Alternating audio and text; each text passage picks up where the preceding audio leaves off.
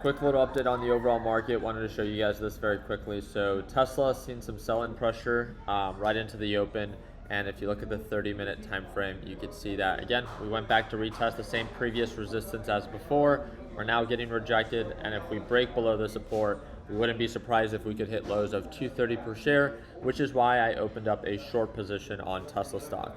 I also opened up a short position that is now closed on DJT. And this one was during my live trading session with the LPP team. I want to remind you, I trade live every morning, and they get to see all of my good trades, all of my bad trades.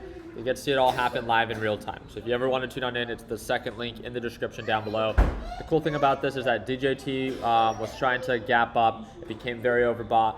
Although yesterday DJT opened up in the green, this is the big mistake a lot of beginner traders make, is that they think that just because a stock is in the green that it has to continue to uptrend. No, right? There's many times that a stock can gap up, open in the green, and all it does is sell off for the remainder of the day. And that's exactly what DJT did yesterday, right? So I saw that as an opportunity where DJT was trying to recover. It began to show signs of resistance. I took advantage of that. That reversal formed. I went in light. I added more to it. The more it sold off, the more I added to it. I didn't make a ton of money. I closed out my position already, but $848, not bad for a quick little short on something that, again, isn't a very valuable company. It's all based off of the hype of Donald Trump not being assassinated and possibly winning the presidential election. So just like I talked about it on Sunday, I wouldn't have been surprised if DJT gapped up, but I'm definitely not surprised that it is gapping down, right? It's a short-lived positive catalyst, and I compared it to kind of like GameStop and AMC when Roaring Kitty sends out a tweet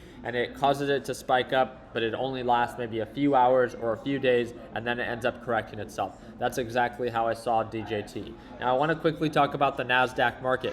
The NASDAQ market is at a very specific support range. Check this out. If you look at the 30-minute time frame, from common support to common resistance, a lot of consolidation here.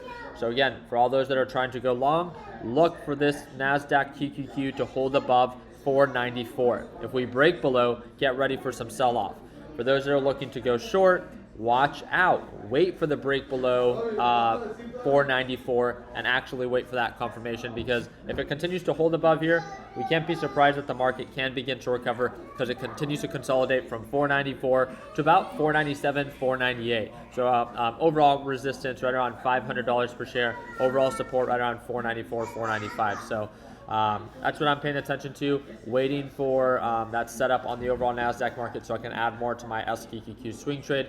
But as of right now, Tesla still getting rejected by that moving average. So really excited to see if we ultimately end up selling off, working our way back down to $233 per share. So appreciate you guys' time. If you guys have any questions whatsoever, feel free to send me a direct message or either comment down below, and I'll see you tomorrow for our live session, and that's going to be the second link in the description down below. Like always, let's make sure that we end the year on a great note. Take care, team.